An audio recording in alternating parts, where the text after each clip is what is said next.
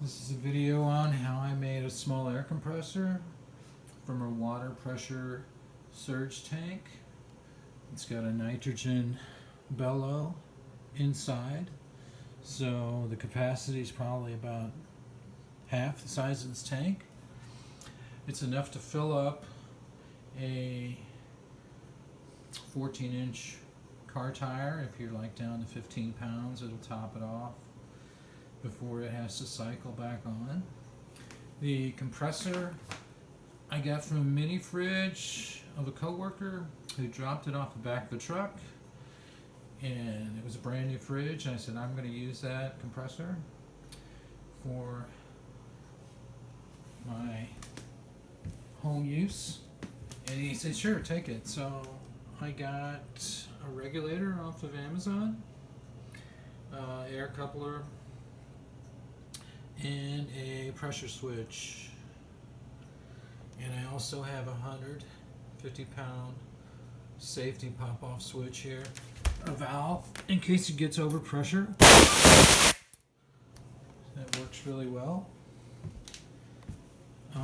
If I run it down to 0, it takes 17 minutes to build up 115 pounds of pressure. I have a gauge here,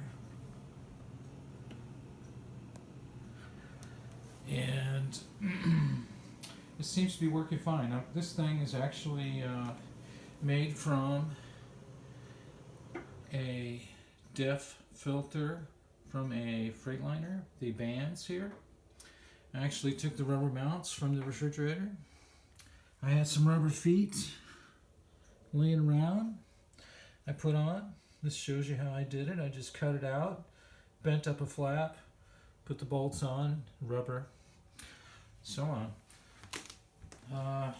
Let's see, what else? The air intake is here, which I haven't got a filter on it, but it seems to be fine. And this is the high pressure line. I have oil recovery, which I've used it for quite a while. And there's very little oil loss out the exit here. And the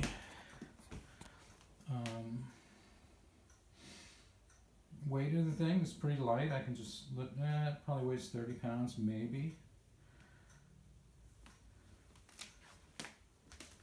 The wiring is just like it was. It's a little bit finicky when this pump is cold, like sitting in a garage or something. It will kick on and off, and finally when it warms up, probably in about 15 minutes, it'll just run continuously.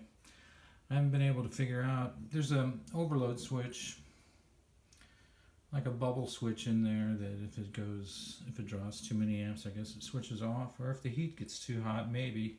I'm sure there's a thermocoupler in it, but it's just simple ground, positive and negative. Here, I just took an elbow with a compression fitting, because there was a piece of tubing coming out of here that goes straight into the motor oil. This whole motor is basically setting in oil, and it's about 3 or 4 ounces. It's not completely full. It's actually very little oil in there. I recovered as much oil out of it as I could when I was disassembling it. As you see, these are, I think they're 1/8 inch or 1/4 inch compression fittings here, but then you can get bigger sizes of a threaded output, but this is just a compression fitting all the way through. And there is a check valve here.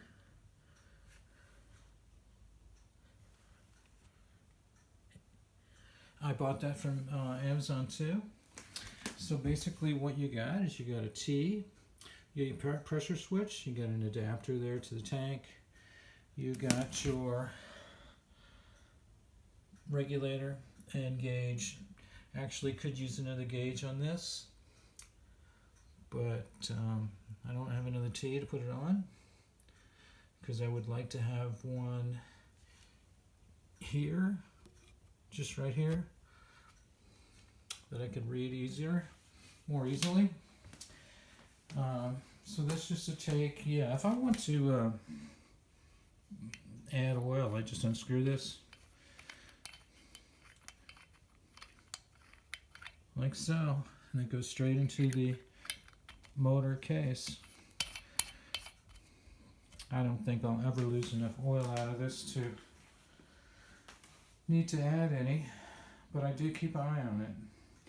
So yeah, like I said, I've had this maybe 3 to 4 years, and whenever I gotta air up a tire in my truck or car, I just stick it out there, plug it in, come back in, watch a video or two, and come back out, air up the tires. You know, they're usually not that low, you know, every winter and summer. Thanks for watching this video.